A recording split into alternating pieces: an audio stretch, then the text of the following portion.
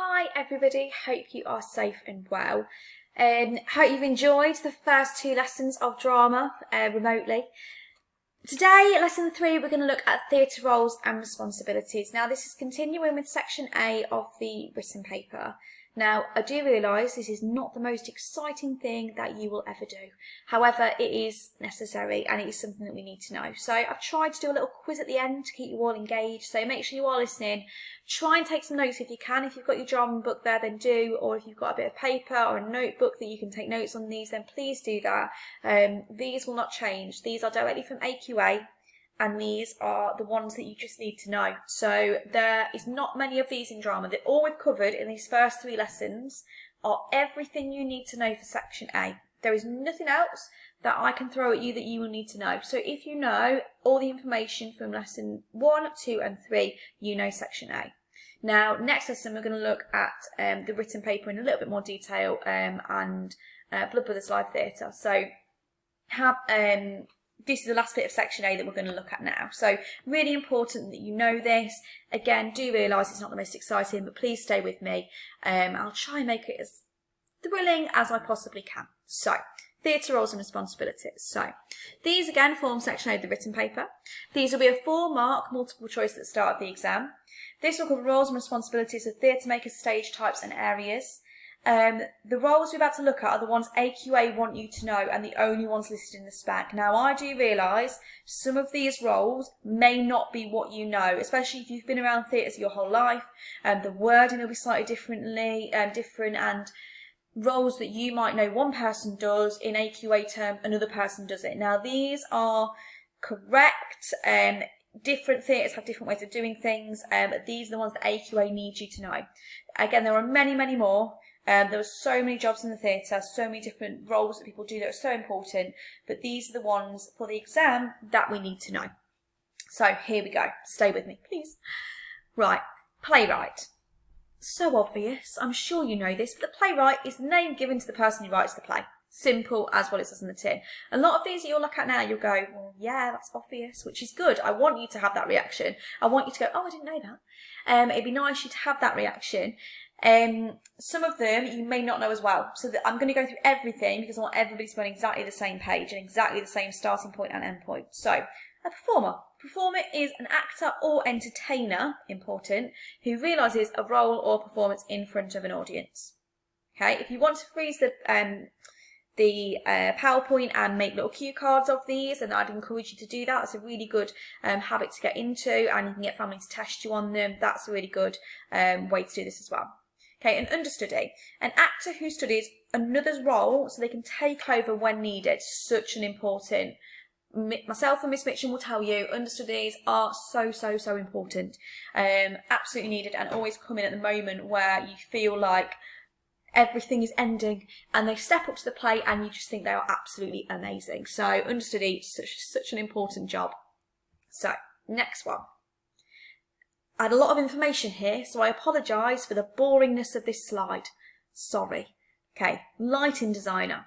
The light, again, feel free to pause this, mute me for a second and just read it through because that's kind of what I'm doing. Apologies in advance, I know. Not the most exciting thing in the world. So feel free, pause me, ignore me for a bit, have a read, go for it. I'm going to read them anyway, just for those people who don't want to sit and read. Lighting designer. The lighting designer is responsible for the design of the lighting states. So the lighting states are the different lighting effects, so spotlights, general washes that you'll have. And if required, special lighting effects for a performance. The final design will result in a lighting plot, which is a list of the lighting states and their cues. That's lighting. Anything to do with lights, lighting designer. A sound designer. The sound designer is responsible for designing the sound required for a performance. This may include underscoring, intro and outro music, as well as specific effects.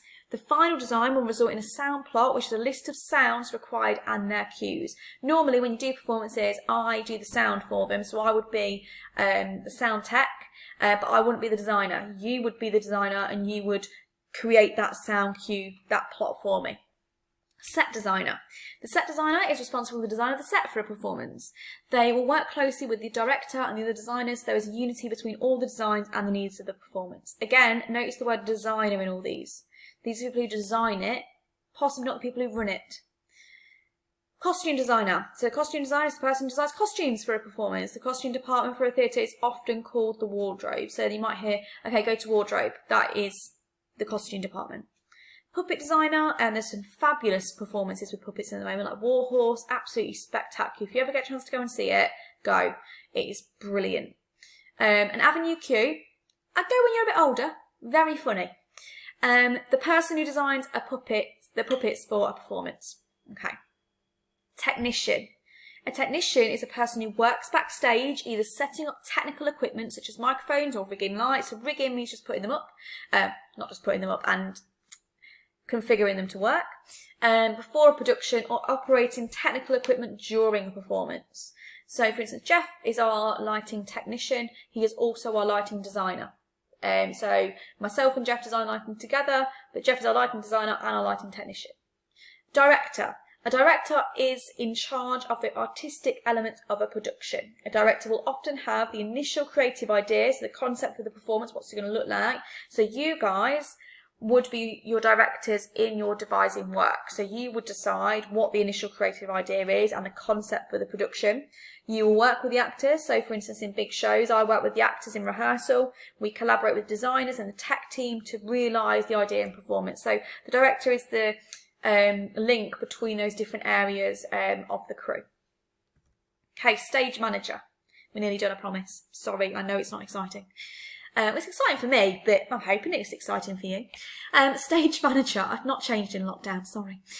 Stage manager. The stage manager is in charge of all aspects of backstage, including the backstage crew. They oversee everything that happens backstage during, after, and before the performance. During the rehearsal period, the stage manager and their team will make sure all the props are found, made, scene changes, and rehearsed are smooth. All the aspects of backstage are prepared. They are in charge also of the rehearsal schedule.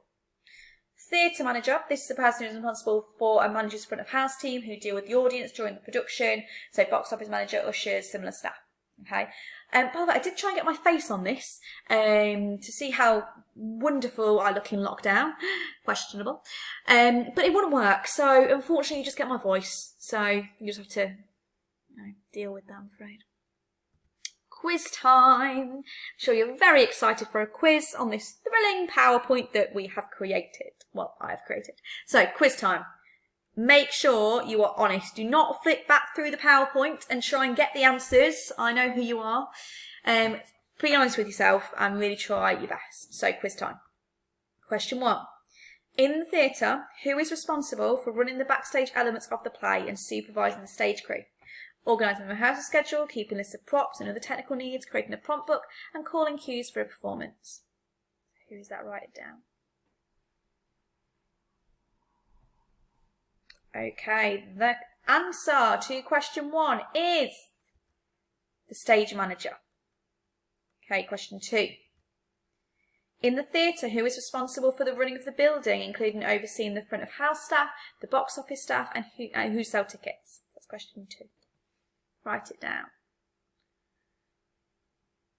Okay, remember you can pause this at any time if we're going too quick.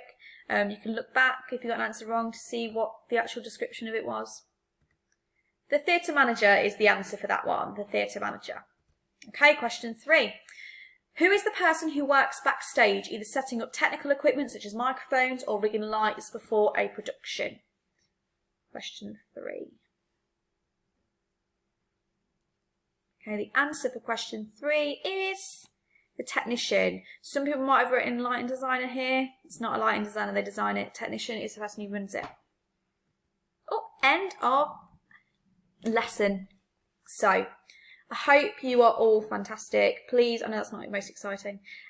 Please try and remember as much of that as you can. It means when we come back to school, when we see each other finally, we won't have to go through that in as much detail as we have today. So really try and make those cue cards, keep that information with you. It will really, really help you, I promise. Next week, we're going to really look at the written exam in more detail, section B and section C, to give you an insight into that a little bit more. All right, take care of yourselves. Bye.